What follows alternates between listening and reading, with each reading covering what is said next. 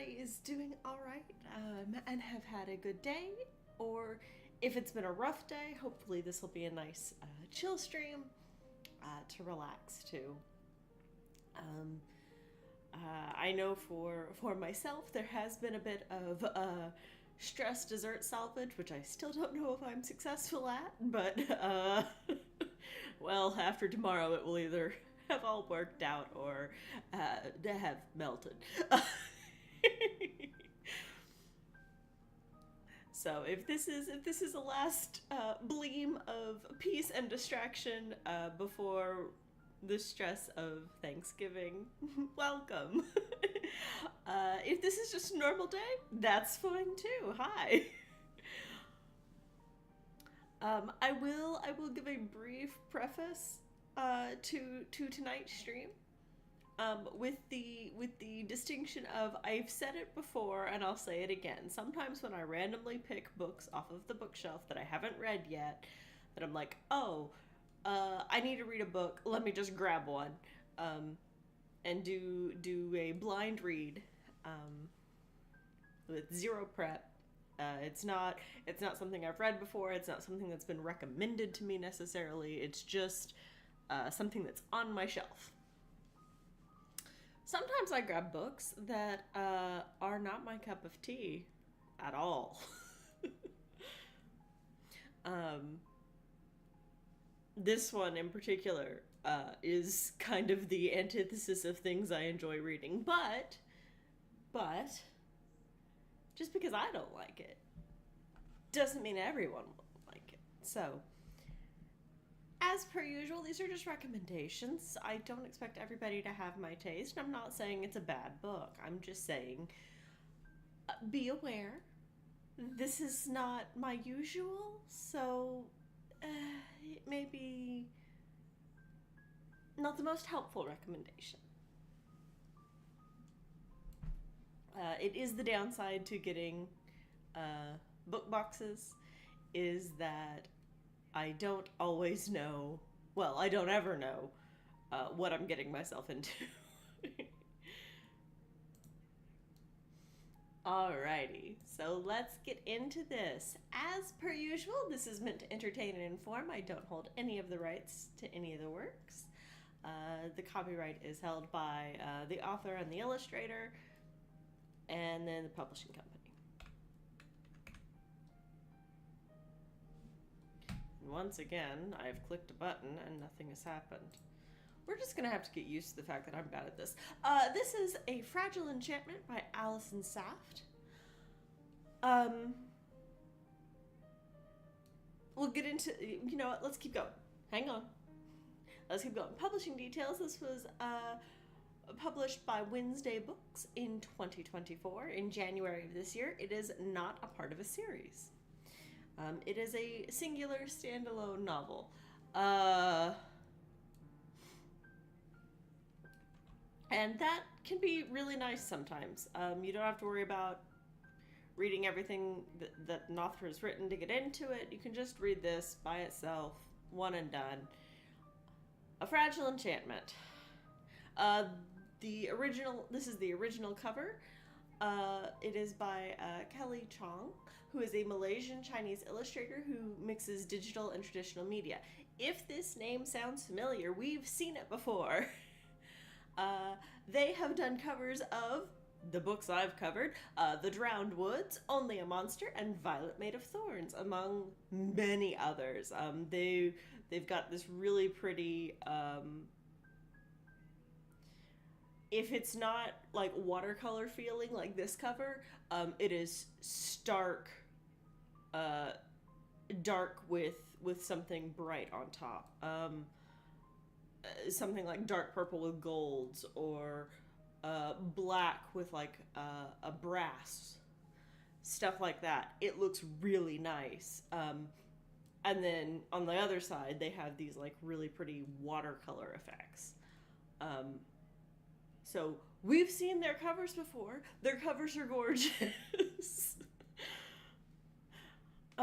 If you can't tell from this cover, Okay, I didn't put the cover I have on here. My cover was even more misleading because it just looks like a tower, like like princess in a tower type window, which, to be fair to me, is my vibe. Princess in a tower magic stuff. Yes, that's my vibe. If I had seen this cover, I probably wouldn't have touched the book.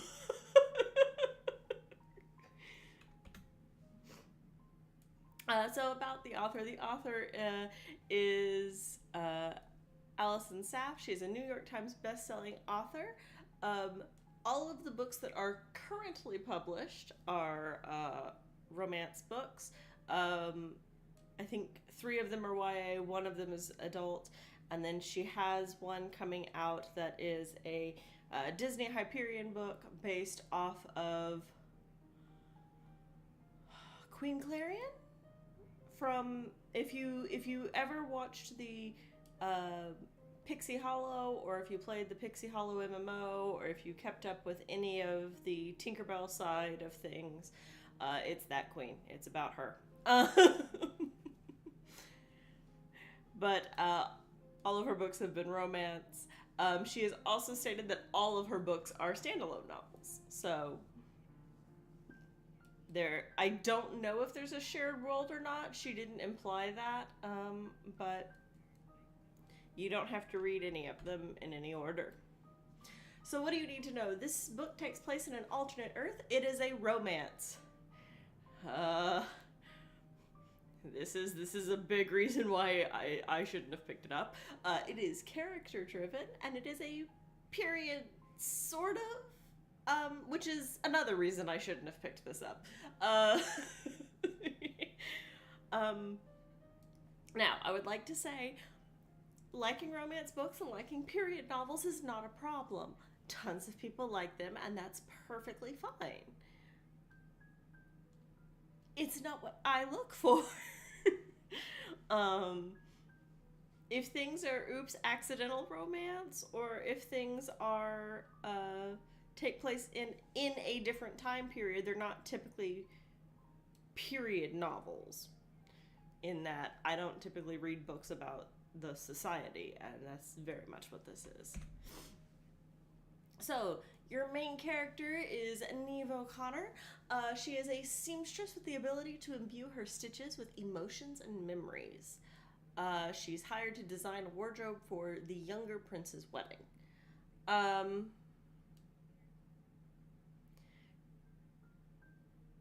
Just to be aware, at least when starting this book, grab Google, or be aware that there are Irish words and names, especially heavy at the beginning. If you look them up once or twice, you'll catch on and you can move on. Neve was basically, I took one look at that name, went, oh, that's a name I have to look up. Went and looked it up and went, oh, okay.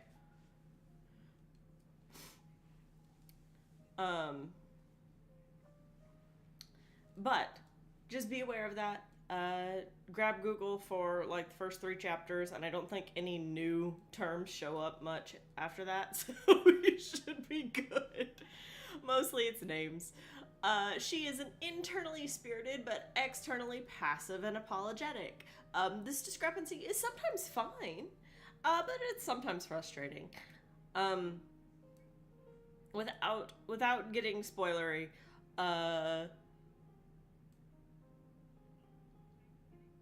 the discrepancy is interesting sometimes, but sometimes I just wanted to shake her and be like, ma'am, you have these like fully coherent thoughts in your brain, please stop setting them aside and doing other things.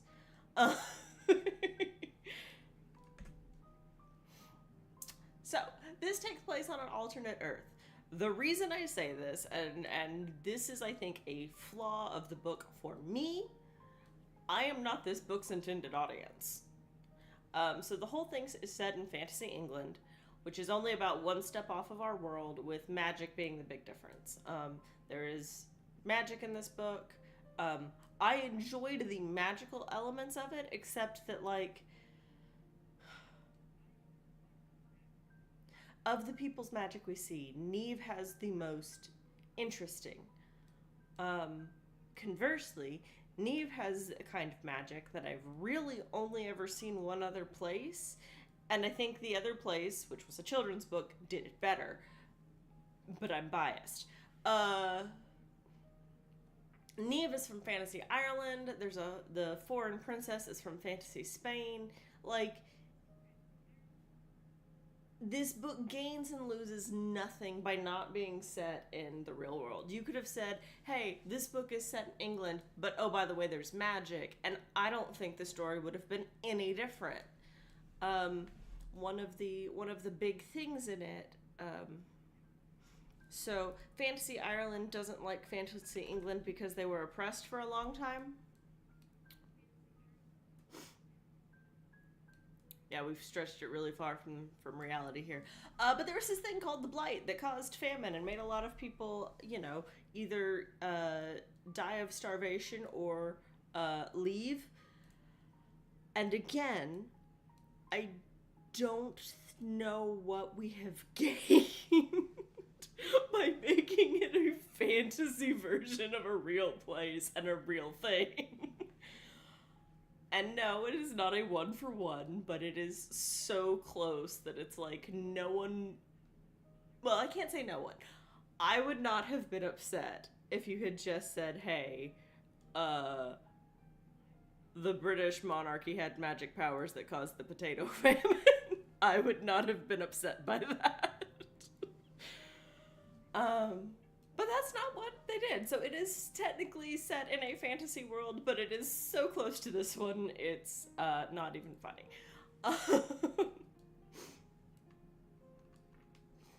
So if you are aware of any of the political machinations that England has been embroiled in involving any of its neighbors, you're pretty set for this one. It is a romance. It is a fantasy YA Bridgerton, and I say that as someone who has neither read nor seen Bridgerton, but it is a fantasy YA Bridgerton, with a working class main character. Also, the romance elements are most of the point. I'm going to get to this in a second, but you have a rough sketch outline of a plot. It's given to you at the very beginning, and then really it's a massive romance from then on. Which isn't, again, if you enjoy romance, I'm sure it's wonderful. I was struggling.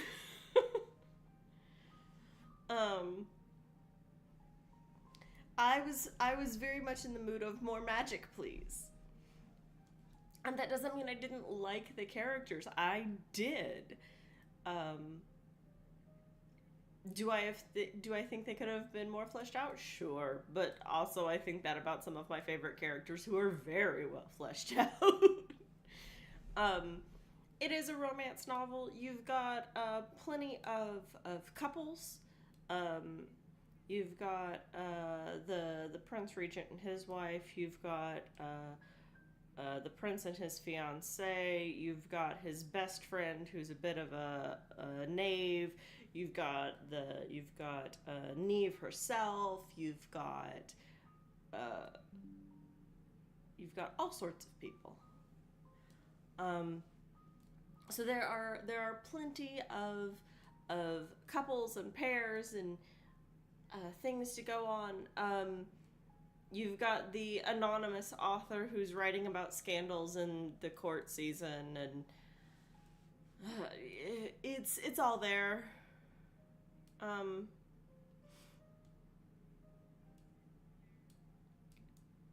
There is enough romance in this book for most people. There was too much for me. It is a character-driven story. The overall shape, like I said, is given in like the first 2 chapters. The rest of it, you're following Neve and her choices and reactions that shape that very basic plot. I know the argument could be said that would make it a plot-driven narrative because the plot's not completely predetermined, but you're very much on a set of rails through the whole thing. Um, but it is internal, and it is very much a, you see this thought processes, you sit with the characters. The fact that the characters are not, fathoms deep, they're not puddle deep either. Everybody has about one or two layers. There are parts of all of them that I like, and some of those parts are the bad parts, but I enjoyed aspects of all of the characters, even the ones who I really felt like should have been given more screen time.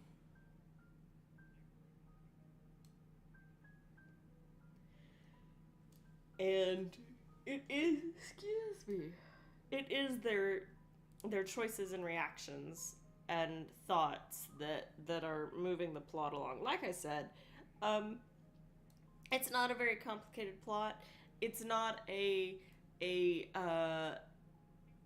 edge of your seat gripping page turner. It's not an action adventure story. It's also not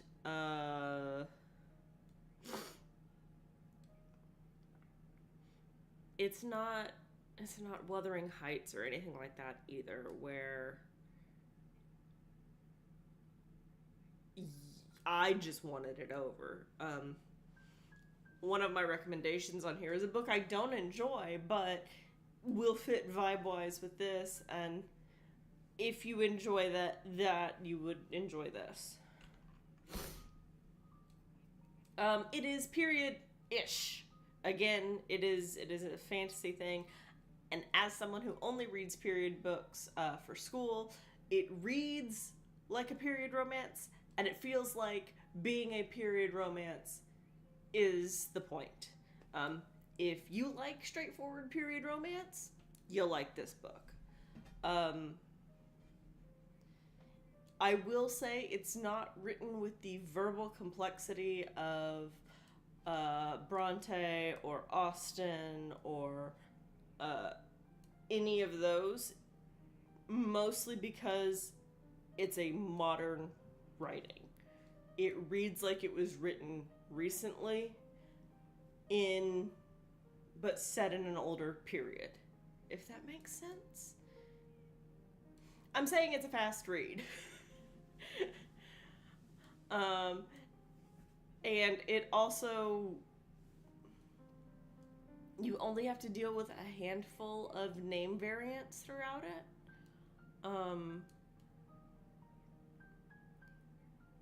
So Neve is very rarely, excuse me.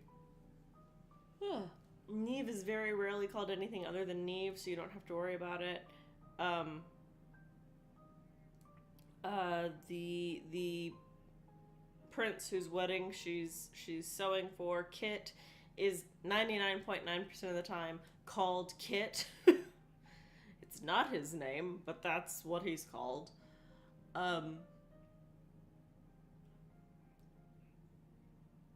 So it's not like you're reading a Russian novel where everyone has 5 names and you need a flowchart to keep straight who calls which person what name and how many of these names go to the same people. This is not a Crime and Punishment level, period. Much more straightforward. I think at maximum they've got 2 names.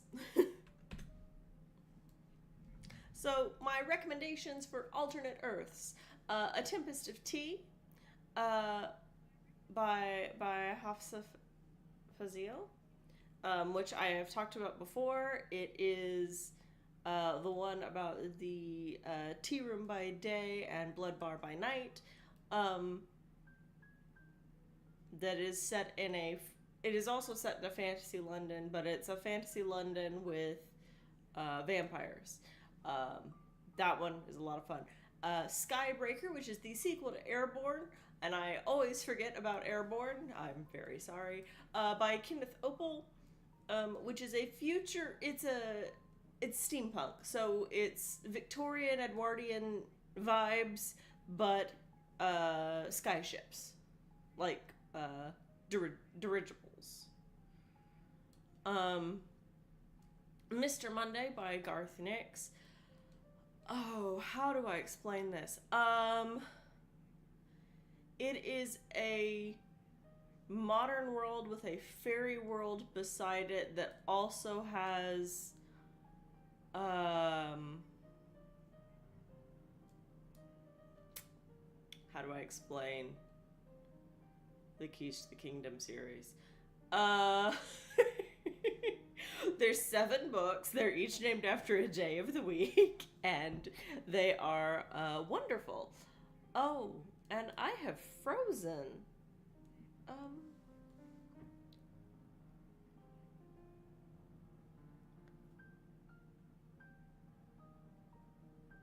Hello? Uh-oh.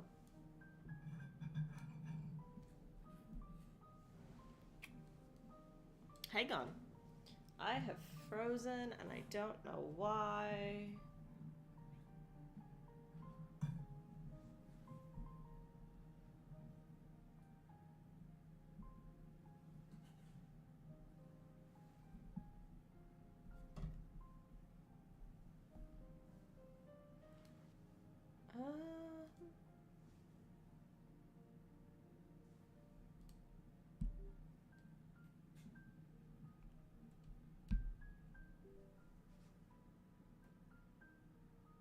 Are we good now? Apparently my computer didn't want to detect me. Fantastic! I love it when I just freeze in the middle of doing things. So the Keys to the Kingdom series, it's really fun. You've got... how do I explain?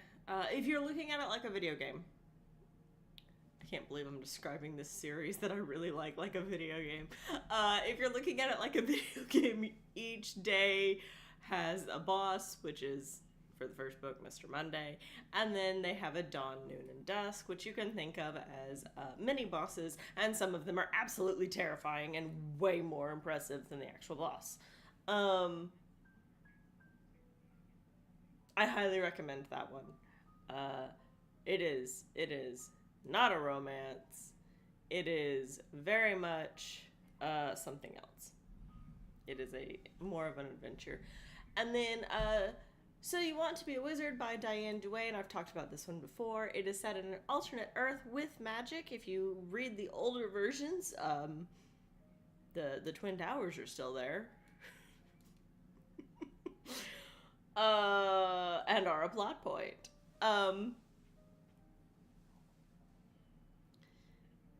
It is about a boy and a girl who each want magic for technically different reasons, but also kind of the same reason. Bullying is awful when you're a kid. But they're both nerdy in different ways, and they both want to become wizards. And I don't remember where Kit finds his book. Nita finds hers in a library. So those are the recommendations for Alternate Earth. And then the recommendations for character-driven novels. The Raven Boys by Maggie Stiefvater is... it is a multi-point of view book that either focuses on the lads from Aglenby, or it focuses on the female main character, who is from a family of magically gifted women. Has Welsh mythology mixed in, is a lot of fun, is a series. Jane Eyre by Charlotte Bronte. A lot of people like this book. Chrysister loves this book. I didn't enjoy it. However, if you like period pieces, it is well written. It does withstand, for many people, the test of time. I would rather read about a lady with a sword So, not my cup of tea. But if you like period pieces, Jane Eyre. It's a standalone. It's relatively short, especially compared to like Wuthering Heights and Pride and Prejudice and all of those. Jane Eyre is much shorter. Assassin's Apprentice by Robin Hobb is absolutely character driven and is an absolute slog. I have talked about this one. I enjoy it. Buckle up. This is the one. So this is the one where it took me, instead of 2 weeks to read it, it took me a full month to read it. It is dense. It is character driven. There is so much internal twisting and turning and growth and change and viewing the world, and it is dense. But if you like character driven fantasy novels, it's a good one. I will say it is possibly the slowest read on this list. That's including Jane Eyre. Not just because of its word count, but because it is just a dense read. And then, honestly, one that I think is probably more dense than Jane Eyre, but nowhere near Assassin's Apprentice level, is A Wizard of Earthsea by Ursula K. Le Guin, following Sparrowhawk. So this is a fantasy book that, yes, it's wizards, yes, it's magic, but also it makes you think. It asks questions about humanity. It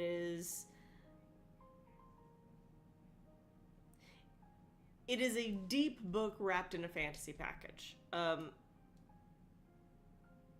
But it's not so deep that it's not a kid's book anymore.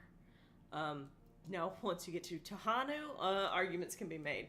But the first few books absolutely are kids' books, but they are dense, they are well written, they are very character driven. Oh my goodness. Everything in this book is one of the characters made a dumb decision, and these are the consequences.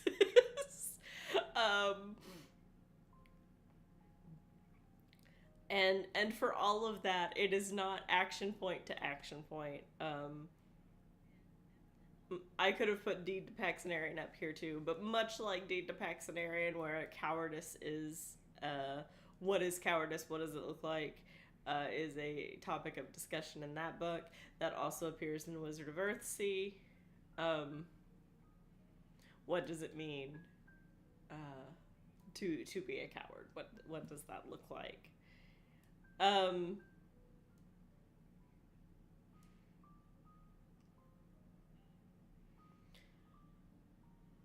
All right. Real talk, right quick, because those are the end of my recommendations, and technically that's the end of my PowerPoint on all of this. But I do want to bring something up, because I mentioned earlier I've seen this magic done better. And I don't, no shade to Allison Saft. However, I am now going to get on my Tamora Pierce soapbox. Almost every single type of magic that shows up in this book also appears in Tamora Pierce's Circle of Magic quartet. Especially thread magic. And while the thread magic is not identical in those books as it is in this one, the fact that at one point they casually call it a Stitch Witch, in Tamora Pierce's book, not in this one, and kind of imply, oh, it's common and looked down upon, but oh, you can do interesting things with it if you think outside the box. This book is basically thinking outside the box in non-combative ways. You've got You've got plant magic in both books. You've got weather magic in both books. You've got healing in both books. Um, like, I don't want to say it's anything you can do. I have seen better, but it kind of is. But that's also a bias I have. Um, and part of the reason is I've loved those books for years. I grew up with those books. Those books are delightful. Um, I've read all of Tamora Pierce's books, and both her Tortall and her Imelin, and her Imelin ones hold a really special place for me. Um, but also, they're not romance books, which is another point in their favor. Uh, the first four are very much children's books and young children's books. Um, the other thing I would like to say, now that I'm on this weird soapbox, I've talked about it before, and I will say it again. I don't know why we have changed the labels on things. And maybe I was spoiled growing up. So when I was growing up, there were children's books. No, hang on. There were picture books. There were children's books. I have disconnected again. Come on, stop doing that. There were picture books. There were children's books. There was Middle Zone, which was basically 11 to 13. So your first couple of Harry Potter books would be in there, and your first few Percy Jackson would be in there. You had Teen, which had the last parts of your Harry Potter books and the last parts of Percy Jackson, and basically anything for high schoolers. And then you had YA, which was basically 18 to 25. That was the age of most of the characters, and that was like the target of the characters. And then you had adults. So you had very young children, and then middle zone, which is what it sounds like. It's your middle school age. You had teen, which is your high schoolers, and you had young adult, which is basically your seniors in high school through your mid-20s. But sometime that changed, or the library I went to just had different definitions than the publishing industry. I'm not sure. Because when I was looking at this one, and I was doing the research to get it all together, this one says it's recommended for 12 to 18. I don't think a 12-year-old wants to read this. Like, A, it's Bridgerton, but with magic. And B, there are parts of it that... I don't know if a 12-year-old should be reading. Like, they're not problematic, but like, parents, check what your kids are reading. If you don't agree with it, you are allowed to tell them read something else. As someone who had that experience, read something else. But I would say this is very much in the YA definition of probably 18 to 25 would enjoy it. I don't know if the younger ages would. I don't know. Maybe they would. Maybe they all like period romance. Maybe I'm the weird one. But middle school seems a bit young to read this one. And again, it's not because it's a hard read. I just feel like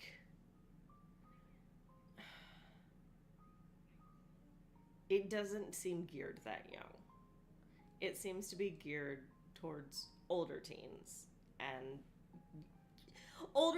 young adults. Like, I'm confused as to why this book is called a YA book. But then if you actually go like look at the publisher's website, it's got like 12 or 13 listed as the low end of the age range. And I'm like, that's not That's not YA, that's middle zone. Or teen, if you want to be like real broad in your definition of teen. Like, does YA and teen overlap? Yes. Does this? No, not really. Like, high school at the youngest, probably. Look, kids know about more than adults give them credit for, and I'm not going to say that they don't. However, this one's a bit weird. I don't know how I feel about that, and once again, I'm a firm believer in parents, please check what your kids are reading and offer them other books if you're like, maybe not that one right now. I've had that experience. I've had the experience where I checked a book out from the library and took it home and was told, take that one back, pick something else. Did I know that that was going to be the response when I took it home? Yes. Yes, I did. Did I try it anyway? Also, yes.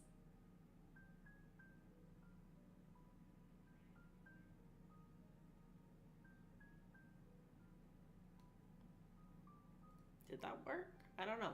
I tried to calibrate. I keep disconnecting for reasons I'm not sure. Maybe I need a new cord. But yeah. Uh, this I couldn't have picked a worse book. For me, the book itself was not bad, but like I should have known when I took off the book cover and the cover was all pink, and I'm like, oh no, this is a romance novel. There's no other reason for the whole book to be pink. And I'm not saying that that's bad, it's just, if you had lined 100 books up on a shelf and been like, pick one, this would not have been the one I picked if I had seen that. And before you get on to me for, oh, but don't judge a book by its cover. You're not supposed to do that. That's what the cover is there for. Like, you look at the cover, you read the little inside flappy bit, and you move on. I looked at the cover, I read the inside flappy bit, I'm like, cool, there's princes and magic and sewing. This could be great. And then it actually started, and I'm like, wait, no. Hang on. This is a period romance with magic. That's not what I wanted at all.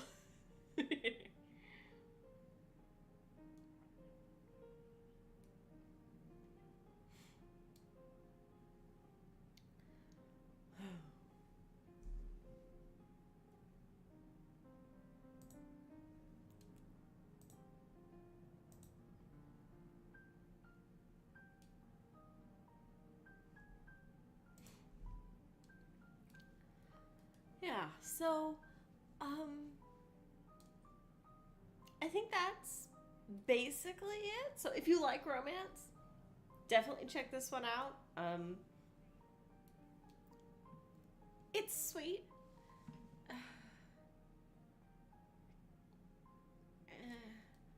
I look, I'm not the best one to tell you about. If you like romance, you'll have to read it for yourself and make your own judgment. Don't take it from me. I am not the one you want telling you about that. Do I ship characters in books? Absolutely. Ask me about my opinions about Canterbury and Dritz. Ask me about my opinions of Elena and George, or Percy and Annabeth. Like, absolutely, there are ships that I enjoy. And I love to see characters be sweet on each other. But it's like, it's the difference between between having sugar in a coffee and having a little bit of coffee with your sugar. This was having a little bit of coffee with your sugar. Normally, if there's a little bit of sugar in my coffee, I'm fine with that. Um,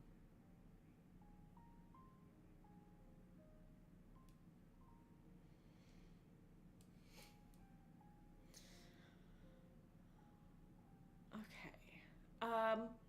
Next time is either. Look, I haven't decided yet. Let's be real. It's either going to be another blind read or I'm going to. I am still lagging and tracking. Alright, there must be something wrong with my cord. But it's either going to be another blind read or it's going to be.